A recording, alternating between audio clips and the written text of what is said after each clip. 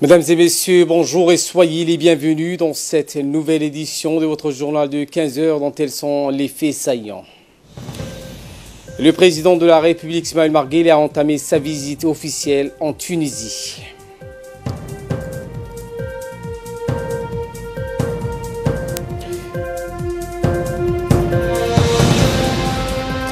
En Libye, le patrimoine antique est menacé par le combat et les pillages. Voilà pour le sommaire. Merci si vous nous rejoignez sur Télé Djibouti. Le président de la République, Ismaël Omar Guelleh, a entamé sa visite officielle de 2 jours en Tunisie. Son avion avait atterri hier soir à l'aéroport international de Carthage. À sa descente d'avion, le chef de l'État, Ismaël Omar Guelleh, a été accueilli par le ministre des Affaires étrangères et de la coopération internationale, le ministre des Affaires étrangères de la Tunisie, Remaïs Jinaoui, le ministre et conseiller spécial du président Rayed Al-Ezebsi et ancien premier ministre Habib Essid, le gouverneur de Tunis Al-Chadli Bouaïleg, ainsi que par la maire de Tunis, Mme Souad Abdelrahim. Un grandiose accueil a été réservé au président Guelleh de la part des autorités tunisiennes. Des étudiants djiboutiens en formation en Tunisie étaient également présents à l'aéroport pour accueillir le président de la République et sa suite.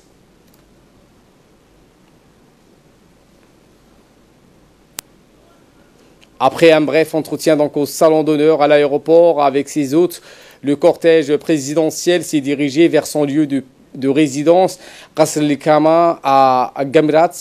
Au cours de la visite, le président va s'entretenir avec son homologue tunisien Beji El-Ezebsi et des hauts responsables de ce pays. Les voies et moyens de promouvoir et développer davantage les relations d'amitié et de coopération existant entre les deux pays et les deux peuples seront donc au cœur de discussions entre les deux chefs d'État. Une série d'accords bilatéraux doivent en outre être finalisés.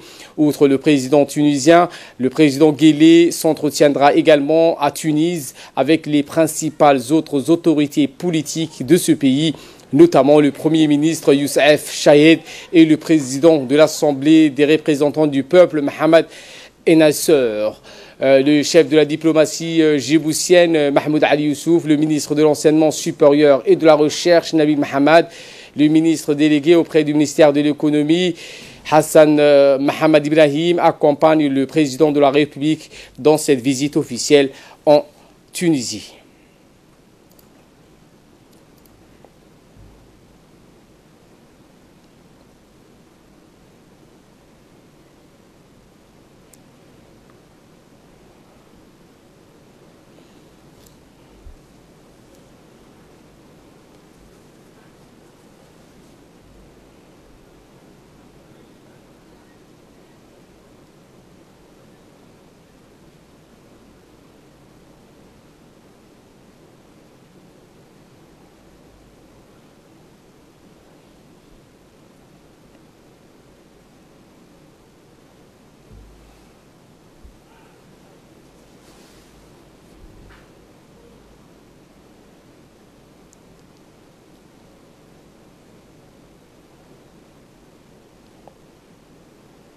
Un forum économique djibouto-tunisien sera organisé en marge de cette visite officielle. Une délégation d'entrepreneurs et d'hommes d'affaires accompagne la délégation officielle, suivant les explications de notre ambassadeur en Tunisie, Ayed Moussaad Yahya, également ambassadeur de Djibouti en France et résident à Paris. À l'invitation du président tunisien, le président de la République, son Excellence M. Ismaël Omar Guelleh, va effectuer aujourd'hui une visite en Tunisie, une visite de 48 heures dans laquelle les relations excellentes qui existent entre notre deux pays continueront de s'approfondir. Vous savez, les relations entre la Tunisie et Djibouti ne sont pas une relation qui date d'aujourd'hui, c'est une relation qui existe depuis le premier jour de l'indépendance. Faut-il rappeler que après l'indépendance de Djibouti, les premiers coopérants qui sont venus à Djibouti pour nous enseigner la langue arabe furent des Tunisiens. Nous avons beaucoup appris de la Tunisie, que ce soit sur le rôle de la femme. Nous avons des similitudes, nous appartenons au même espace géographique, l'espace géographique africain, l'espace géographique arabe, l'espace géographique islamique et l'espace géographique francophone. Donc cette visite qui a lieu à point nommé est une nouvelle page qui donnera une impulsion importante au secteur privé, y compris à l'amélioration et l'approfondissement des relations entre les deux pays. Nous avons, avec nos amis tunisiennes depuis 2 ans, un renforcement de ces relations grâce au secteur privé qui a joué un rôle primordial.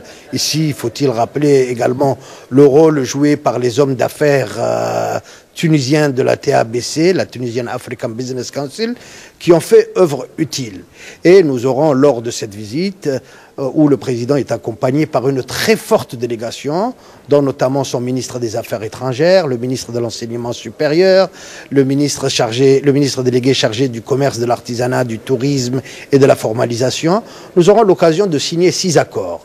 Des accords politiques tels que l'exonération de visas sur les passeports de service et les passeports diplomatiques, un accord sur le transport maritime, un accord sur les technologies de l'information et un accord sur la coopération culturelle. Par ailleurs, nous aurons un accord sur l'artisanat et un accord sur le tourisme. Il y aura par ailleurs, en marge de cette visite, un forum des affaires qui est organisé par les 2 parties et qui sera sous le parrainage et le patronage du Premier ministre tunisien et du chef de l'État de la République de Djibouti, auquel nous attendrons à peu près une 60aine d'hommes d'affaires tunisiens, et nous avons une 20aine d'hommes d'affaires djiboutiens conduits par le président de la Chambre de commerce et d'industrie de Djibouti. Par ailleurs, à l'occasion de cette visite, le président rencontrera le chef du gouvernement, le Premier ministre Youssouf Chahed, et il rencontrera le président de l'Assemblée nationale, Mohamed El-Nasser, avec lequel il aura des entretiens sur les questions d'intérêt commun, les questions régionales. Par ailleurs, le président de la République aura l'occasion de s'entretenir avec la diaspora, parce que ce que le président fait à chaque fois lors de ses déplacements s'enquiert de la situation de nos étudiants, de nos ressortissants qui vivent à l'étranger, dans ces pays amis, et ils seront à son accueil à l'aéroport ce soir, les étudiants, pour commémorer cette histoire des relations amicales et ces relations de coopération entre ces 2 pays qui se ressemblent à beaucoup d'égards, la Tunisie et Djibouti. Retour à Djibouti où le président de l'Assemblée nationale, Mohamed Ali Hamad, a reçu ce matin des membres du Haut Commissariat des Nations Unies pour les droits de l'homme ainsi que le représentant du comité national en charge et des droits de l'homme du pays.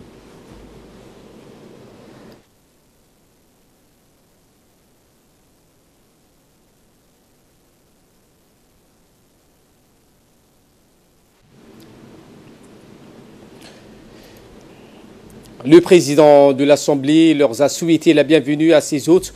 Il leur a parlé des progrès en matière de défense, de promotion et de protection des droits de l'homme.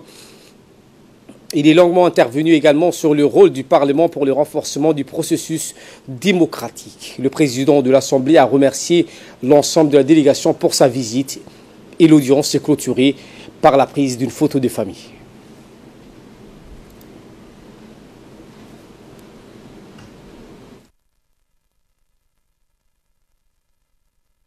La Commission nationale des droits de l'homme, en étroite collaboration avec l'Association francophone des commissions nationales des droits de l'homme et le Haut Commissariat des Nations Unies aux droits de l'homme, a clôturé aujourd'hui l'atelier de renforcement des capacités des nouveaux membres de la Commission nationale des droits de l'homme.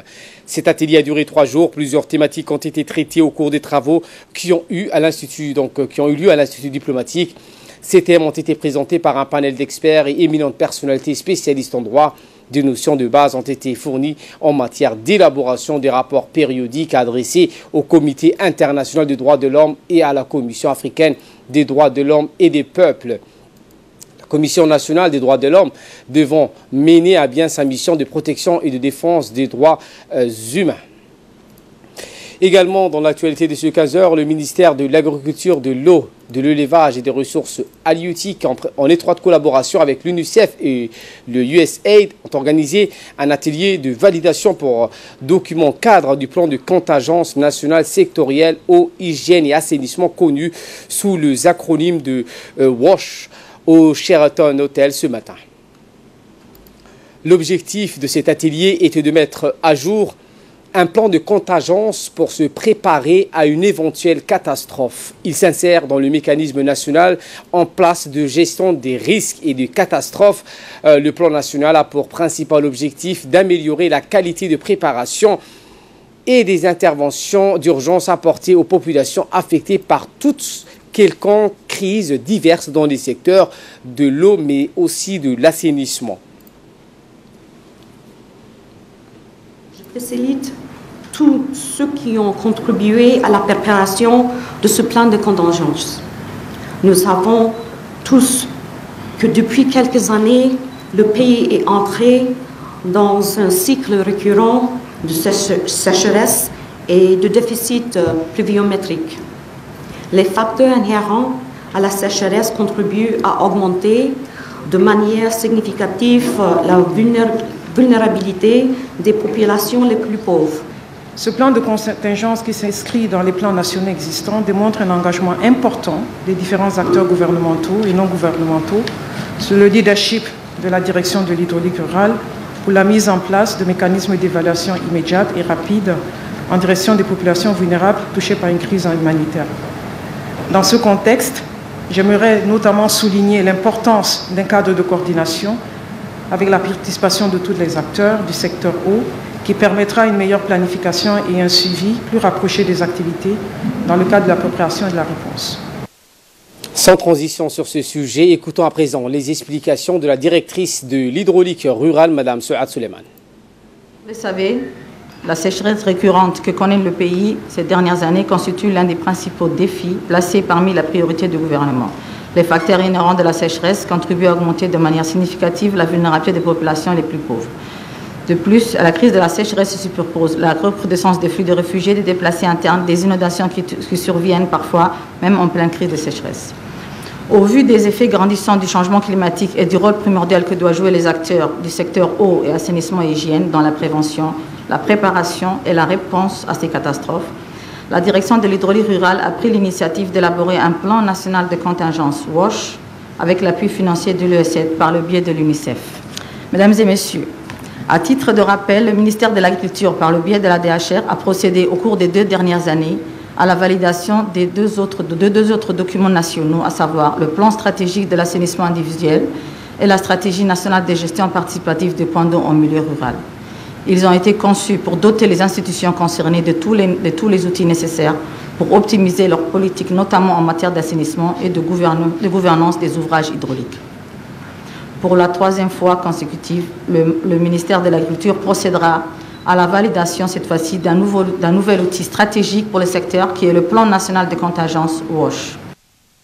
Et en dernier, en prenant la parole, le ministre de l'Agriculture, Mohamed Ahmed Awale, avait déjà rappelé dans son allocution que le récent passage du cyclone Sagar démontrait la nécessité de se préparer d'avance pour faire face aux catastrophes naturelles, ce qu'on dénomme un programme de contingence et qu'on doit être réactif.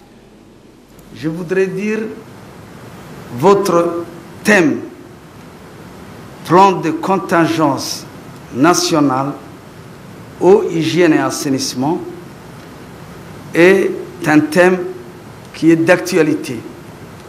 Comme disait Madame la représentante de l'UNICEF, nous avons échappé belle au problème des cyclones qu'on ne connaissait pas au niveau du golfe d'Aden et de la mer Rouge. Le cyclone, pour la première fois, pénétré au niveau du golfe d'Aden, qui est une mer très étroite. Et pourtant, il est parvenu, mais toutes les prévisions que nous avions depuis que la météorologie existe, il y a un siècle en République de Djibouti, on n'a jamais vu un cyclone pénétrer le golfe d'Aden. Mais c'est devenu quelque chose vraiment d'édifiant parce que les cyclones, on les trouve dans les zones intertropicales au niveau du Pacifique, de l'océan Indien. Je voudrais dire que les contre-coups, les effets que nous avons eus de ces cyclones a eu des retombées néfastes au niveau de la pluviométrie diluvienne que nous avons connue les jours où il y a eu cyclone Sagar qui s'est abattu pas loin d'ici, c'était à 150 km d'ici, ce qui n'est pas loin. Donc tout peut arriver. Donc considérons comme le changement climatique comme une donnée permanente de notre vie, de la vie au niveau de la planète. Pour vous donner quelques chiffres, depuis 1870, l'atmosphère s'est considérée, comme vous êtes beaucoup dans le domaine de l'eau, comme un grand réservoir qui absorbe une certaine quantité de gaz carbonique. On connaît aujourd'hui l'atmosphère qui est composée de plusieurs couches, combien il peut absorber. C'est 3 milliards 200 millions de tonnes, ni plus ni moins. C'est l'heure de l'appel à la prière à la As. Je vous retrouve dans quelques instants. Également, dans l'actualité de ce 15h, l'ambassadeur de la République arabe d'Égypte accrédité à Djibouti, Ahmed Adil Soubi, a organisé hier soir dans sa résidence une somptueuse réception marquant le 66e anniversaire de la glorieuse révolution du 23 juillet 1952. Les festivités qui sont tenues dans les jardins de la résidence de l'ambassadeur ont réuni le ministre des Affaires musulmanes, de la culture et des biens Waqf, Moumin Hassan Barre, le ministre de l'Habitat, de l'Environnement, Moussa Mohamed, le secrétaire général du ministère des Affaires étrangères et de la coopération internationale, Mohamed Ali, le chef de corps d'armée, le général Zakaria Cheikh Ibrahim, mais aussi le directeur de la sécurité nationale, Hassan Saïd Khairé, et de nombreux membres du corps diplomatique accrédités auprès de notre pays, ainsi qu'un groupe d'hommes d'affaires ont également assisté à cette cérémonie. Pour rappel, c'est dans la nuit du 22 au 23 juillet 1952 qu'un groupe d'officiers renverse le roi Farouk Ier et s'empare du pouvoir. L'Égypte devient alors une république et le 23 juillet est désormais la date retenue pour célébrer la fête nationale. Les participants ont profité à cette occasion pour présenter leurs félicitations à l'ambassadeur Ahmed Adil en saluant le grand progrès réalisé par l'Égypte dans divers domaines nationaux. Après les hymnes nationaux djiboutiens et égyptiens, le diplomate égyptien a prononcé un bref discours dans lequel il est revenu sur les liens privilégiés d'amitié et de coopération unissant son pays et le nôtre. En outre, le diplomate égyptien a mis l'accent sur la glorieuse révolution du 23 juillet qui, a-t-il dit, avec ses objectifs nationaux, a permis le début de l'émancipation du peuple égyptien pour l'autodétermination et l'appui à devenir la seule source légitime du pouvoir. Fin de citation.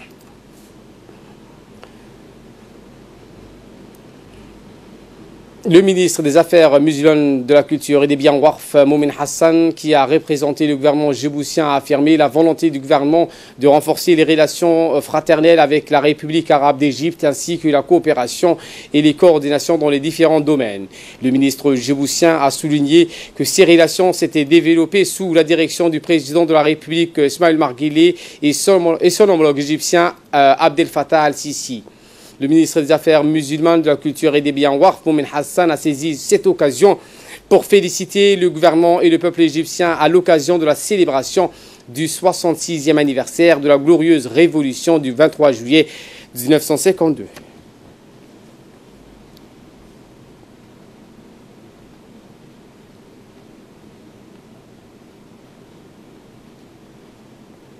Santé à présent, avec le renforcement des capacités du SMUR, le ministre de la Santé, Dr Jamal Maouki, a procédé à la remise de cette nouvelle ambulance qui porte à 16 le nombre des ambulances opérationnelles pour assurer les activités de transport médicalisé dans la capitale et dans ses périphéries. En effet, la cérémonie de remise de ces ambulances s'est déroulée à l'hôpital Cheikho au niveau de l'unité du SMUR. L'octroi de ces véhicules neufs et entièrement équipés s'inscrit dans dans le cadre du renforcement des capacités de cette unité pour répondre à la demande exceptionnelle exponentielle dans les prestations des transports médicalisés. Ce renforcement vise à la réduction du délai d'intervention et à l'amélioration de la qualité de la prise en charge globale et médicale de premier secours. À noter que le département de la santé a mis à disposition de la population djiboutienne un numéro vert gratuit, le 119, qui est disponible 24 heures sur 24. Le ministre de la Santé, Dr Jamael Mouki, a rappelé aux différents responsables de cette unité sur la nécessité d'une maintenance efficace pour garantir la durabilité du parc roulant du SMUR. À Djibouti, en dehors des instances juridictionnelles du département de la justice en charge des droits de l'homme, opèrent aussi d'autres cours pour le règlement des litiges sociaux ou familiaux, ce qu'on dénomme les cours islamiques, dont les jugements sont basés sur le Coran et les articles du Code de la famille. Mais existe aussi le cours coutumier, suivant ce magazine qui traite ce sujet. Même si la modernité s'est imprégnée dans tous les recoins de la vie et au sein de certaines institutions, à Djibouti, la coutume et la tradition gardent une place centrale dans notre société. Sur le plan judiciaire, l'État et les représentants de la société civile, dont les juristes, notables et les religieux, ont convenu de mettre en place plusieurs niveaux juridictionnels. Pour résoudre les litiges ou conflits qui immanquablement marquent le cours d'une vie et les rapports humains, qu'il s'agisse d'héritage, des différents fonciers, de divorce, de vol, de réparation pour violence, de divergence familiale, de garde d'enfants, etc., plusieurs instances ont été mises en place. Les conseils coutumiers, les madounes, les juristes qui fondent les jugements sur les bases religieuses et traitent généralement les affaires familiales. En outre, un code de la famille a été adopté, dont les articles se basent sur les valeurs islamiques et les lois immuables. Monsieur, lors de la requête que vous nous avez émise, vous avez mentionné que cette parcelle de terrain n'est pas au plaignant, mais à vous. Donc, est-ce que vous avez le papier attestant que cette parcelle vous appartient? Non, j'ai pas de papier pour attester cela, mais la commune me l'a octroyé. J'ai des papiers pour cette parcelle de terrain que j'ai occupée pendant plus de 30 ans. Et ce papier est un titre provisoire. À Djibouti, les lois sont aussi fondées sur les traditions afar et somali. Cette justice coutumière traite des litiges mineurs en matière civile.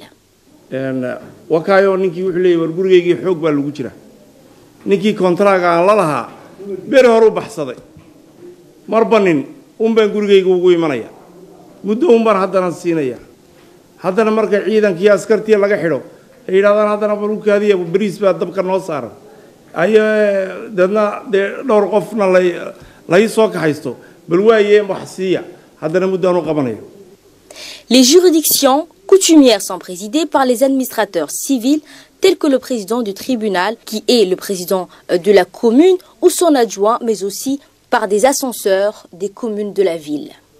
Il s'agit souvent des sages ou des notables respectés par leurs proches concitoyens. Si aucun règlement ne semble satisfaire une quelconque partie en conflit, les plaignants vont ensuite recourir aux tribunaux de Djibouti où le processus est plus lent et fort onéreux. L'on passera par les tribunaux de la première instance, par la cour d'appel, en finissant par le verdict final de la Cour suprême. De là, nous passons aux nouvelles à travers le monde avec Fardous Hussein qui nous a rejoint sur ce plateau. Bonjour Fardous. Bonjour Ali. On commence avec la Libye où le patrimoine antique est menacé par les combats et les pillages. Et oui, donc inscrite sur la liste du patrimoine mondial en péril, l'antique cité de Sabrata porte les stigmates des affrontements entre milices rivales qui font craindre le pire pour ce précieux héritage archéologique du pays. Construit entre le 2e et le 3e siècle, ce majestueux amphithéâtre et ses colonnes donc de marbre rose sont défigurées par des impacts de balles d'obus, de douilles rouillées qui jonchent donc le sol après donc près des ruines de ce qui fut l'un des joyaux de l'Empire romain. Depuis la chute de Muammar Kadhafi en 2011, donc la ville moderne de Sabrata est devenue le principal point de départ de l'immigration clandestine des passeurs de milices profitant du vide sécuritaire dans la région pour faire régner le chaos en toute impunité. L'UNESCO a déclaré en péril la cité de Sabrata et 4 autres sites libyens en 2016. Et nous enchaînons avec la République démocratique du Congo, où la montée des tensions entre l'Organisation des Nations Unies et le gouvernement congolais s'insurge. Eh bien, Ali, alors que les membres du Conseil de sécurité sont attendus cette semaine à Kinshasa, toute la tension ne semble pas retomber entre l'ONU et le gouvernement congolais. C'est à la veille de l'Assemblée générale des Nations Unies que le gouvernement congolais aurait averti l'ONU de son mécontentement, expliquent des sources onusiennes. Un mécontentement motivé par l'arrivée d'armement destination du nouveau bataillon indonésien, déploiement rapide, toujours selon ces sources onusiennes. Et Kinshasa se serait même allé jusqu'à menacer de bloquer l'arrivée de toute la logistique à l'attention de tous les nouveaux départements du contingent de la MONUSCO, déploiement fait sans concertation. Et la Syrie avec ses tirs iraniens qui auraient fait une quarantaine de morts. Eh bien, Ali, des tirs de missiles, effectués par l'armée iranienne, syrienne, a procédé hier, qui ont coûté la vie à plus de 40 personnes de l'État islamique, annonce aujourd'hui les gardiens de cette révolution, soi-disant. Ces missiles ont été tirés dans la région d'Abu Kamal et dans l'est de la Syrie en représailles à l'attentat qui a fait 25 morts, dont 12 gardiens le 22 septembre à Ashvaz lors d'un défilé militaire. Et nous terminons avec l'Iran, où la Cour internationale de justice se prononce sur une demande de lever des sanctions. Le juge de la Cour internationale de justice, la CIJ, organe judiciaire des Nations Unies, doivent se prononcer aujourd'hui sur une enquête et requête de l'Iran visant à lever les sanctions américaines contre Téhéran. L'Iran a saisi la CIJ pour lui demander de suspendre ces sanctions, le temps d'étudier le dossier sur le fond, ce qui pourrait durer une année. La République islamique fait valoir que ce rétablissement des sanctions consécutives au retrait américain de l'accord de 2015 sur le programme nucléaire iranien est une violation d'un traité peu connu signé en 1955 entre les deux pays, le traité d'amitié, de commerce et de droit consulaire. Entendu en août dernier, les avocats de Washington ont déclaré que ce traité de 1955 allait exclure le recours aux tribunaux pour régler le litige. Merci Fardous Hussein pour ces éclairages et merci à vous de nous avoir suivis. Très bon suivi des programmes sur Télé Djibouti.